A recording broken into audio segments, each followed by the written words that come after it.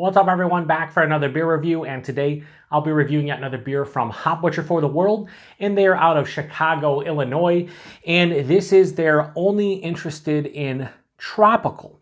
So they're calling this one a Citra Idaho 7 Waimea and Nelson Sauvin hopped double IPA. Comes in at 8% alcohol by volume. No IBUs listed. Time of review. This can is approximately 1 month old. Now, typically this is where I thank Hop Butcher for sending this beer my way, but they didn't. We actually got a small drop of their beers here in the Buffalo, New York area locally, and 3 beers showed up from them. The beer I reviewed last week, which was their Crinkle Cut, this one, and their Hop Dip. And I picked up this one in the Hop Dip because I've already reviewed the Crinkle Cut, and I have to support Hop Butcher whenever I can if we get drops here, because they're kind enough to send me beer and support the channel over the past 2+ years, so I gotta pay it back to them. I actually have to buy some stuff off of their website too, some merch and whatnot. It's been thinking about doing it for the last 6 months, and I need to pull the trigger on that one. Anyway, I want to review this one because it sounds delicious, and I had their only interested in citrus, which they did send to me, and then I the channel went on hiatus and whatnot, and I ended up reviewing that beer like 2.5, almost 3 months old, and it was delicious. One of the best double IPAs from Hop Butcher this year, so I'm expecting good things from this one. They also did an only interested in dank, which I missed out on, but a lot of people were like, that was crazy dank, and I'm like, I believe you. So anyway, let's pour this one into the glass. Holy shit, that's like hop juice. They're just like murky hop juice. So we'll do something like this. We'll let it settle. Gonna grab a paper towel here because shit went everywhere when I cracked the can. Holy fuck.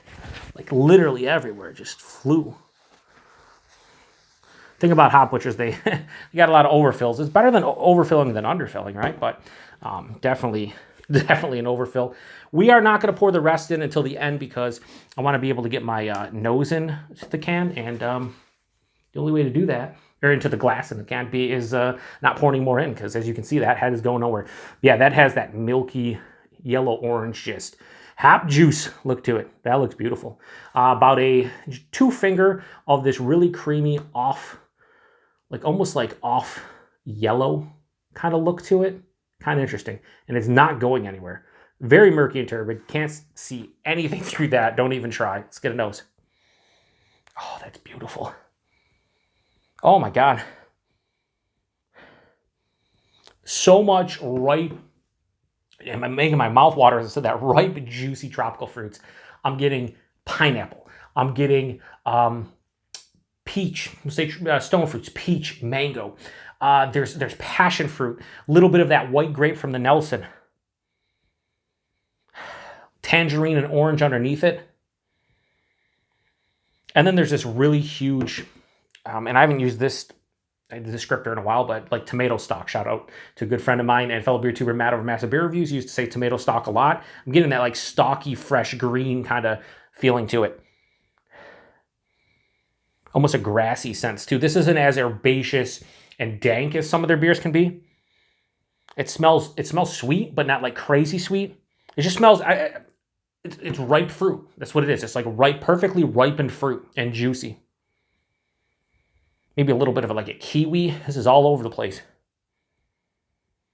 Touch of like a straight, I was going to say straight, like canned or crushed pineapple, but I wouldn't go again that sweet. We'll just say ripened pineapple, but I could see like a pineapple in like a fruit cup. This, I haven't used this descriptor as well. As like this smells like a tropical fruit bowl of awesomeness.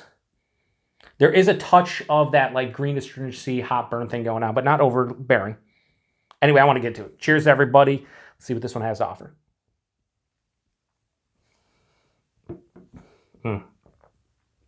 Ooh.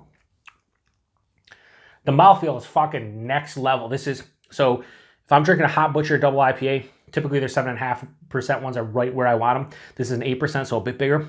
But this is exactly what I want. This is a spectacular mouthfeel.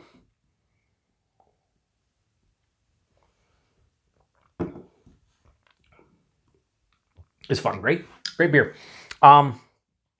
Will say the nose isn't as, or the taste isn't as explosive as the nose, but it's still really fucking good. That mouthfeel just sets it apart from so many other double IPAs that I've been drinking, recently or even in the past, 6 months or so. Body and mouthfeel. Body's like touch over medium. Yeah, we'll say a little bit over medium, so 8%, fine by me. The mouthfeel, it's soft, it's smooth, it's creamy. There is some carbonation, not crazy carbonated, but the creaminess and the smoothness on the finish, like the second half, like after you take the sip, just fucking otherworldly. It's just fantastic.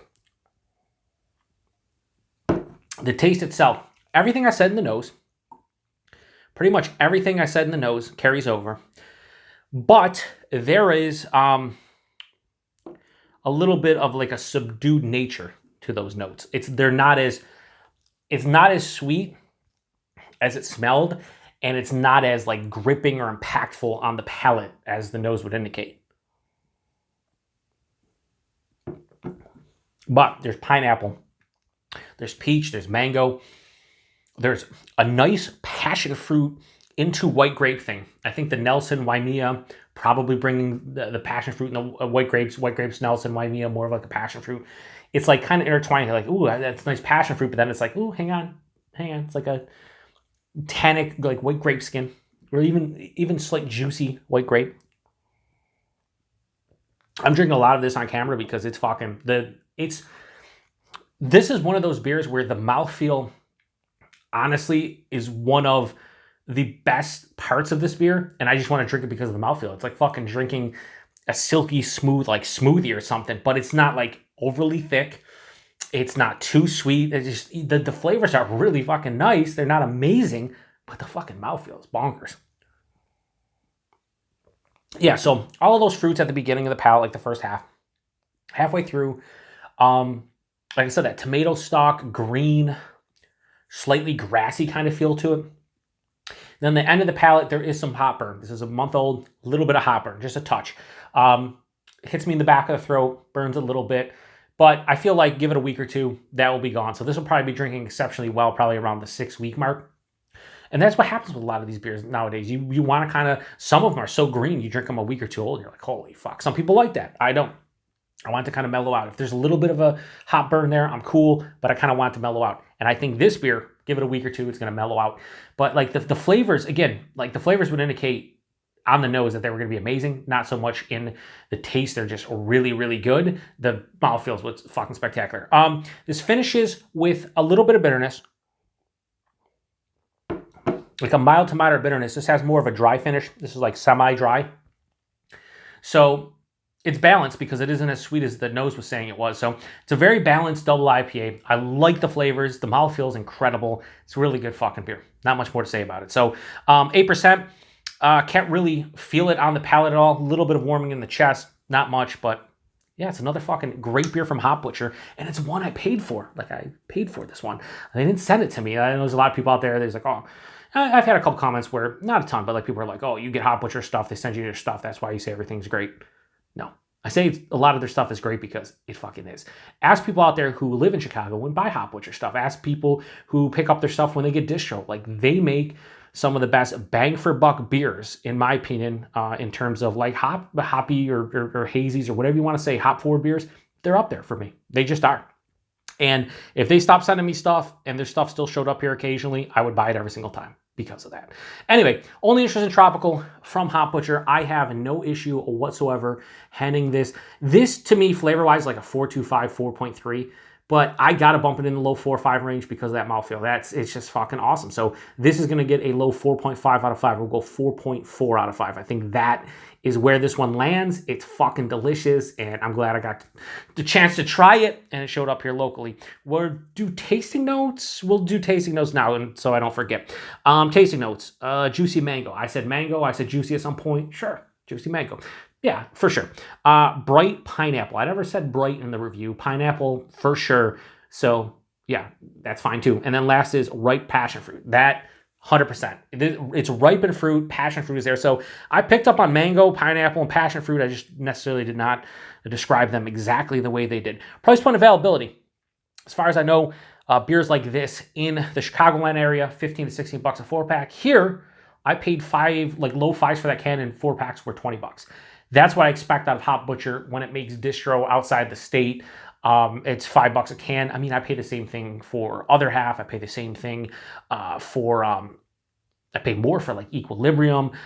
There's a lot of the breweries that $5 a can is the going rate. So when this hits distro and it's $5, I don't blink an eye because it's worth it. And availability, we're in Buffalo, New York here. They just showed up with 3 beers. I'm sure a lot of people across the US have the same story. You can get them on websites overseas in Europe. So I'll say this every single review because I don't know what else to say. If you want Hop Butcher stuff, you can make it happen some way. They are on websites in the US, over in Europe. Some places get drops here. If you're around Chicago, you can get them. They're not hard to get.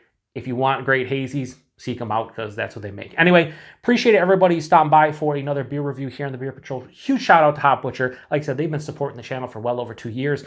They constantly hook it up, and the least I could do is pick up a couple of the cans that they didn't send my way when it shows up locally and spend my own money. Anyway, till the next one. Cheers.